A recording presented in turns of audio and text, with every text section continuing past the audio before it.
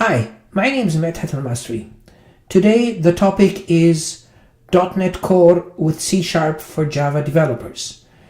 And the idea here is if you're a Java developer and you want to learn about .NET Core and C#, this is the video for you.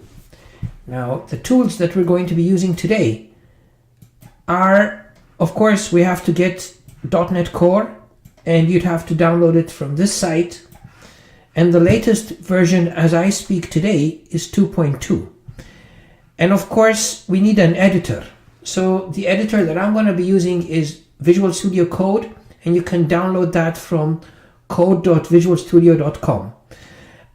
In my computer, I do not have .NET Core, so I'm going to download it from here. So I'll go into a browser, and let's go to that site and get it.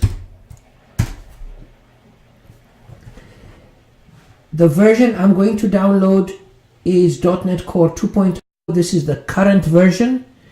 So I'll click on this, download .NET Core SDK, and run the download.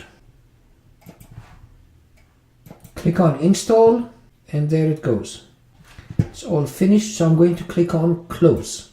Note that you can download .NET Core for Windows, Linux, or Mac OS. This is a cross-platform framework. So I'll close my browser and let's find out what has been installed exactly. So I'm going to go into a command prompt.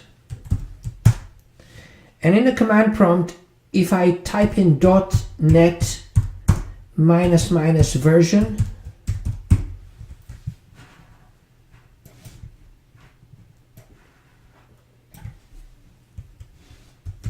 you will see the actual version that was installed, and the version I got is version 2.2.104. The best way to proceed is to take a simple Java application and convert it to C#. Here is a simple Java application that reads a radius, calculates the area of a circle, and prints out the result. I'm going to go to the command prompt and create a directory called Java app.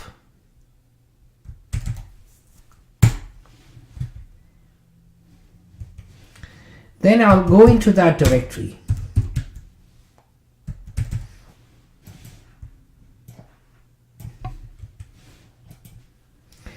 In here, I'll create a new application that I'm going to call simply program.java. I'm going to use Visual Studio Code for that. So if you install Visual Studio Code and just type in code. It should open up Visual Studio Code in this directory. So in here, I'm going to create a new file, and let me just call it program.java.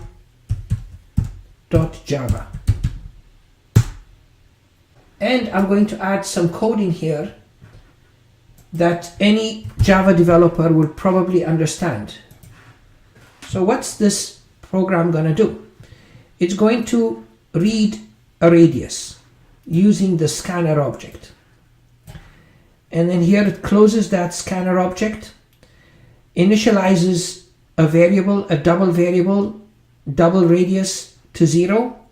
And then I have a try catch here.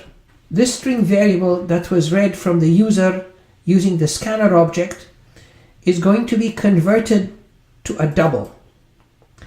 If there's some number conversion problems, then this exception is going to be caught, the number format exception. And this message will be displayed and you will return from the method. Otherwise, if everything is okay, it's going to calculate the area of the circle. And the area of the circle is just simply pi r squared. Here we format the string so that it displays the radius here and the result. And then that string is simply outputted here.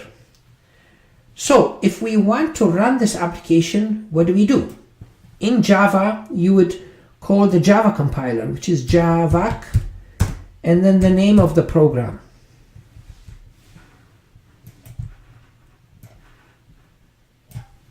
This should compile the application. Now if we look at the directory, you will see that this file has been created, and this is the bytecode.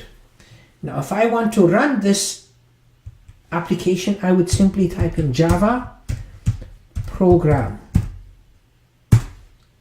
and it's going to run. It will ask me for a radius. I'll enter 10, and if I hit enter, you get the output results.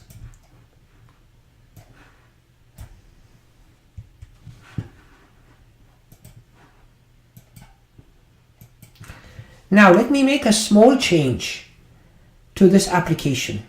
Let me take all this business logic where the area is being calculated and put it into a separate class. So I'm going to create a new class here in package com.dev.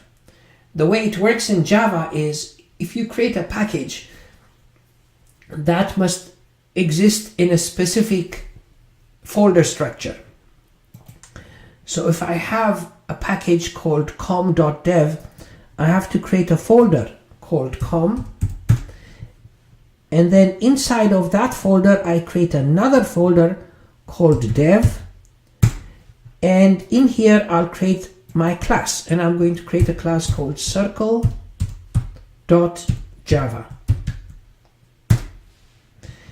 Now the package name for this class is package, and it is com.dev, essentially the directory structure that it belongs to. Now my new class is going to be called public class circle, and I'll have the area method here. So I'm going to create a static method here,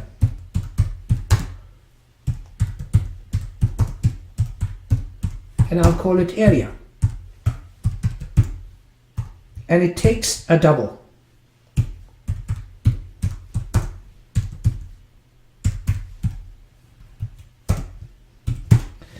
Now simply I'm going to take this logic here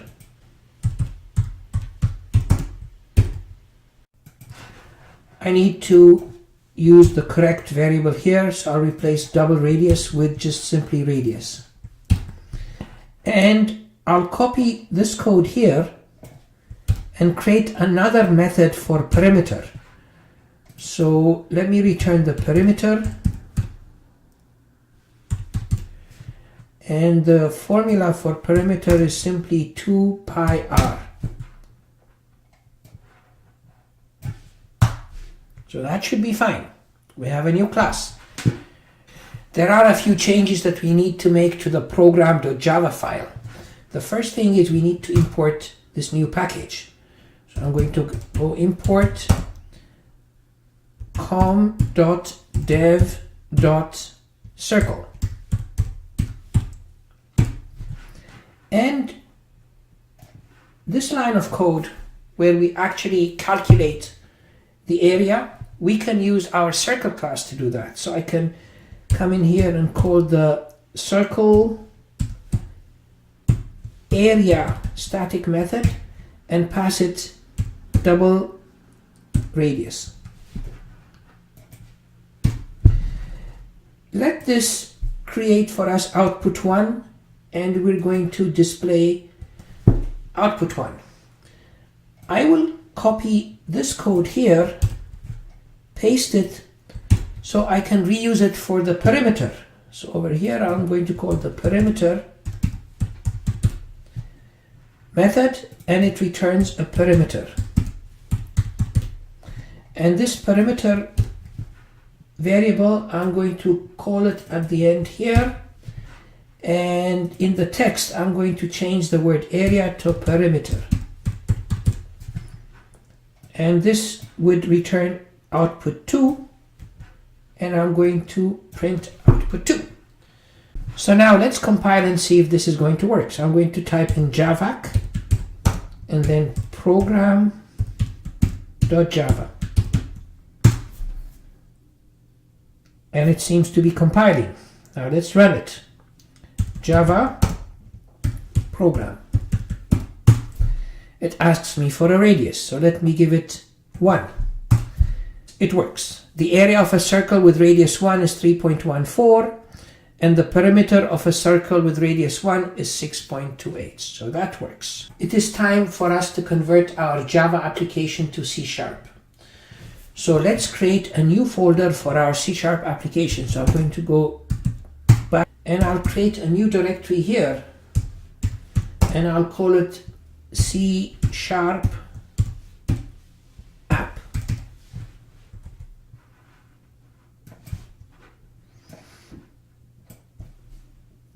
And let me go into that directory.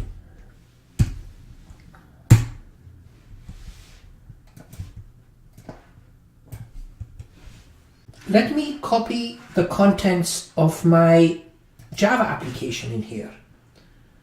So what I'll do is I'm going to copy all of these files and folders into my new directory called C# app. And let's do the following. Let me delete this program.class file, and then in the com.dev directory I've got my circle.java class. I'm going to copy this and bring it into the root. And I don't need to keep this com.dev directory structure, so I'm going to delete this. As regards program.java and circle.java, since I want to convert this to C#, I'm going to come here and change the extension to CS, and for circle.java I'll change the extension also to CS. So now I just have 2 files and no directory structure. When you create a .NET Core application, you always need a file with extension CSPROJ, and that is the project file. So I'm going to create a new file here, a new text file, and I'm going to call it C# app, the same name as the folder, and the extension will be CSPROJ. So this is the file I just created, and it's nothing but a text file. So let me open this file in an editor, and I'll put this code in there. This file has XML content, and if you look at the contents of this file, here I'm specifying that I'm using Microsoft.NET SDK, and then you have this chunk of XML. The output type is going to be exe, and we're using .NET Core 2.2. So now we're ready to do some serious work. I'm going to save this. Let's get back to using Visual Studio Code again. So I'm going to close this Visual Studio Code instance that was used for Java. I'm going to close that one, come in here and type in code dot so that I can open up my C# application. Let's do a few changes here. I'm going to start with my circle.cs class. In C# there is no keyword called package. The equivalent of a package is a namespace. So we'll type in the word namespace here and open a bracket and close the bracket at the very bottom. This describes a new namespace. Also in C#, we need to import the base class. So the base class is a class called system. Now notice that the keyword for import is using and not import. Now let us make some changes to the program.cs file. So instead of import, use the word using, and we always need to import the base class, which is system. Now to import the namespace of the circle class, you come in here and you say using, and you import simply the namespace, this. Another important difference between C# and Java is that the main method in C# starts with the uppercase M. The convention in C# is that if a method is public, it starts in uppercase. If it is private, it starts in lowercase. Because main is public, that's why we started with uppercase. Now I'm going to delete the contents of this main method and replace it with C# code. Let me compile and see if this is going to work. So now, to compile a C# application, we do something called a build. There is this dotnet utility, and if you type in dotnet build, it builds the files in the directory. And you can see here that the build succeeded. Let's go back and look at the code before we run it. This console.write is the equivalent of system.out.println in Java. Here we're going to print out to the console, enter a radius. Console.readline is the equivalent of using the scanner object to read from the console. Here we're going to read from the console, and the result will go into a string. This code is essentially the same code as what we had in Java. Now, in C#, the double class has a method called parse. So we can take the string and convert it into a double. The exception that is caught is a little bit different from Java. In Java it was called number format exception. Here it's simply format exception. If there is an error, we're going to display a message and return from the method. Now, this is the same as what we did before. We call the static method area belonging to the circle class. And we call the perimeter method of the circle class too. Output 1 would involve code like this. This is the interpolation operator in C#, and this allows us to embed variables inside of our string. So here we're going to display the area of a circle with radius, and it's going to display the radius is, and then it's going to display the area, and the area is going to be formatted to 2 decimal places. So we're going to write this output, and for the perimeter it's pretty much the same thing, except that over here we should say perimeter, and that was a mistake. The perimeter of a circle with radius so and so is, and there we type in the perimeter, also formatted to 2 decimal places, and then we output the result. Let's run this. To run this, you type in .net run, and it will run. asks us for a radius. Let me enter 3, and then the output is the area of a circle with radius 3 is 28.27. The perimeter of a circle with radius 3 is 18.85. You might ask the question, where is the compiled code? Here. So let's go down and look at the file structure. If you look at the file structure, there are these 2 additional folders that have been created. If you look at the bin folder and follow through on here, you'll end up in this directory, bin debug netcore app 22.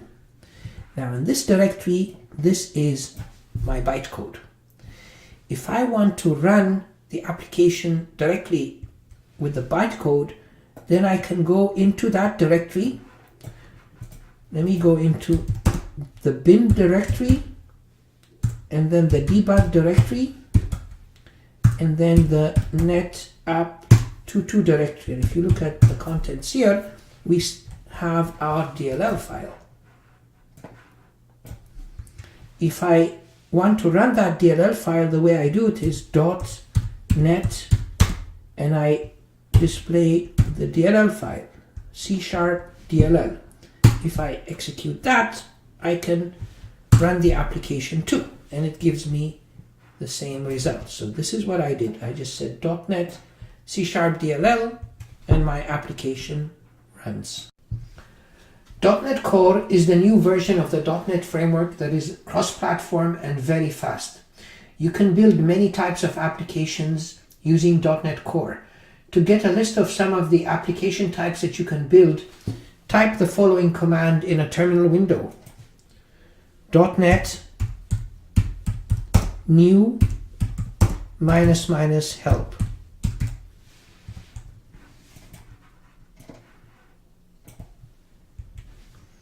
If I hit enter here, it comes up with a list of application templates that I can use. Notice the first one is console. Some other things that you can do are a class library. For example, XUnit. You can create a web application, MVC application, a React application, and so on. Let us create a console application. So to do that, I want to go to the root of my applications. So I'll go somewhere where I can create my own app, and it will not interfere with the applications that I just created. So I went to the parent of the C# app directory, and here I'll create a directory called Hello World.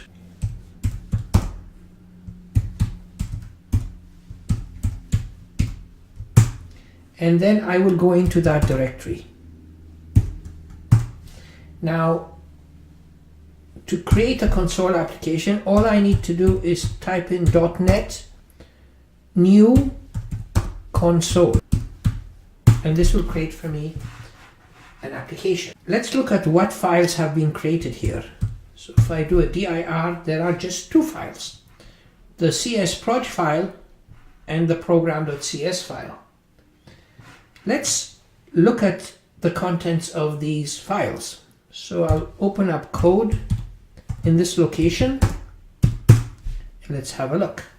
So looking at this, it's very similar to what we saw before. If you open the C# file, you will see that it does nothing other than print the hello world string. Now to run the application, all we need to do is .NET run, and we will see the output. Let's get our hello world application to do something more useful. I'm going to create a person class here. So new file person.cs, and let's go into that file. For this, I'm going to create a new namespace called models. So I'll type in namespace models, and in here I'll create a class called person.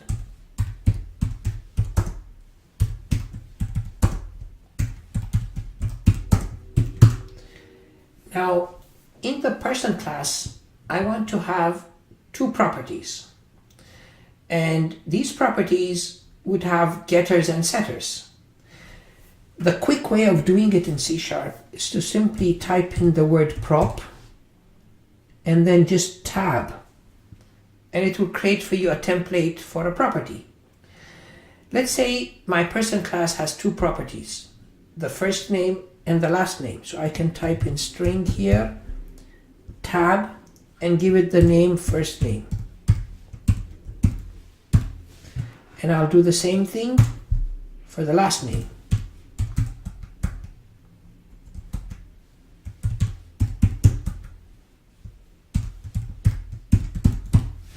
How about we create a toString method for this? When we do a toString method, we are overriding the parent class. So I'll type in public override string and toString. And this is simply going to return an interpolated string which has simply the first name and the last name.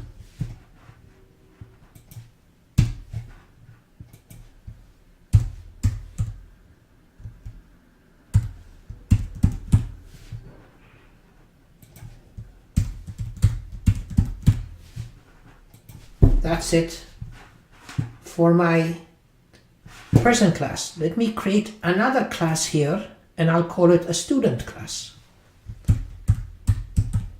So its name is going to be student.cs. And for student.cs, we'll have it inherit from the person class. But first, let us make it belong to the same namespace. So we'll type in namespace models, just like the person class. And here, when we declare the student class, we're going to say that it inherits from the person class.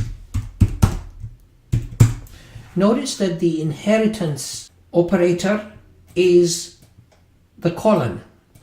The colon is used for inheriting and implementing an interface. So we're going to add an additional property here, which is going to be student number, and it's also going to be a string. So I'll call that student ID, and this is going to have its own overridden toString method. So let's go public override, and it's going to return a string, and the method is toString. Now, what is this going to return? It's going to return the student ID followed by a space, and we're going to add to it the base .toString method. Now that should do it. Now let us modify the program class so that it uses this student class. So we're going to import the namespace first. So I'm going to go to using models, and down here I'm going to instantiate a student object. So I'm going to go student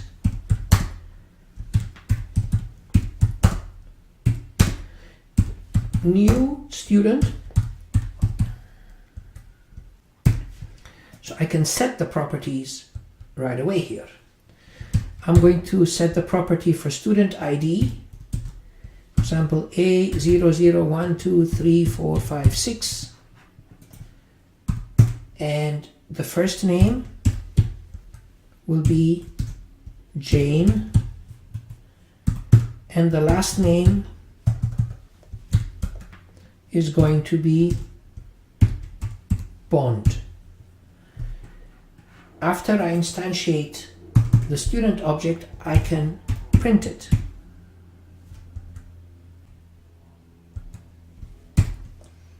and I'll just say print student.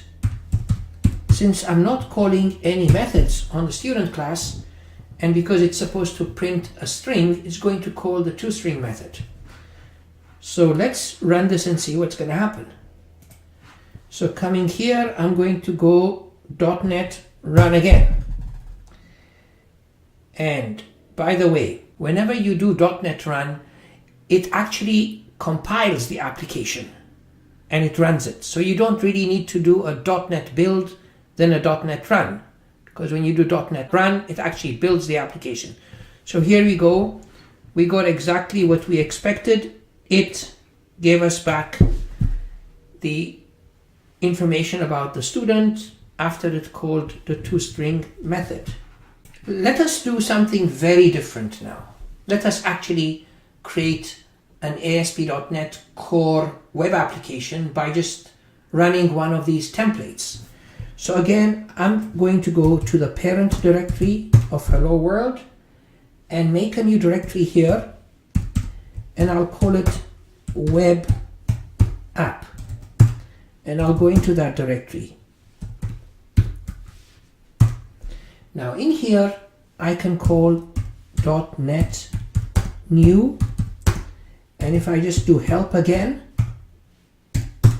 you will see the different templates. Now the template that I want to use now is this one here, MVC. Let us try that. So I'm going to go here and go .NET new, but instead of help, I'm going to say MVC. It's going to create for me a web application. Now to run this web application, all I need to do is .NET run. When it settles down, you will notice these two lines here. It's listening on 5001 using SSL or 5000 without SSL.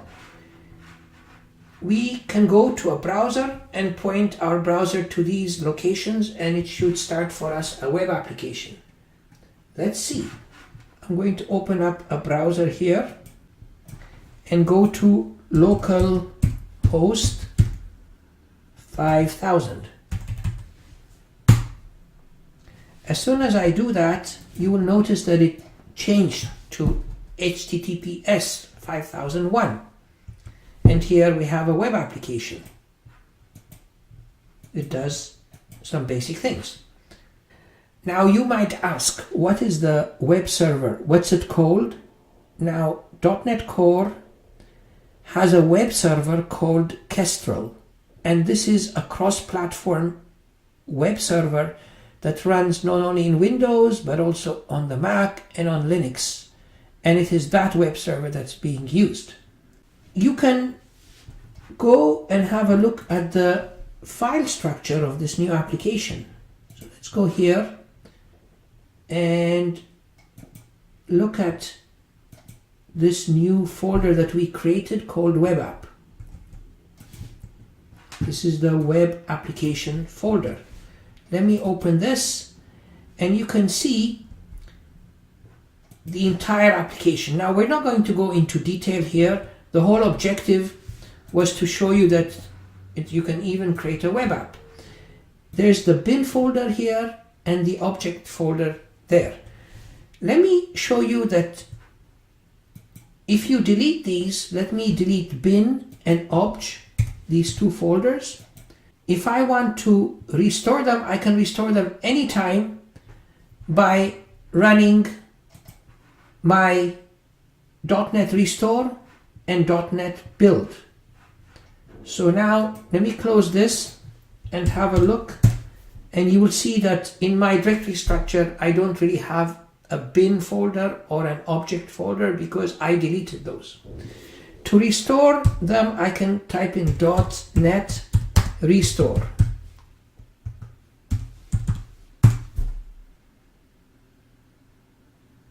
And if I look at the directory now, you'll see that this folder got restored, but not the bin.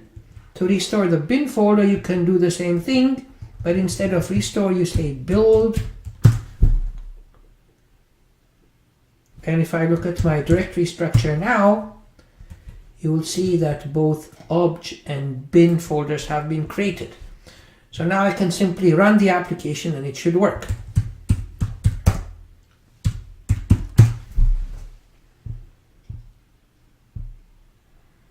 And there it goes. And to stop it, we just do a Control-C and it will stop it. Now, let us review some of the lessons learned today. C# is very similar to Java. Both programming languages are based on the C language. Just like Java, .NET Core is cross-platform. C# files have the .cs extension. Java classes belong to packages, whereas C# classes belong to namespaces. All .NET Core applications must have a .csproj project file. In Java, a package is imported using the import key. In C#, this is done using the using keyword. System is the namespace in C# that holds all the base classes, and it's equivalent to the Java lang package. Another thing is that in Java, the main method starts with lowercase, whereas in C#, the main method starts with an uppercase. You can compile a Java application using javac, whereas in .NET, you compile a .NET Core application using .NET Build. Java source code is compiled to a .class file, whereas .NET Core source code is compiled to DLL files. You can create a .NET Core application by using the terminal command .NET new. The web server used for ASP.NET Core applications is Kestrel. And if you delete the bin and obj directories, you can recreate them using .NET Restore and .NET Build. I hope you found value in my video today, and I look forward to seeing you in future videos. Goodbye and good luck.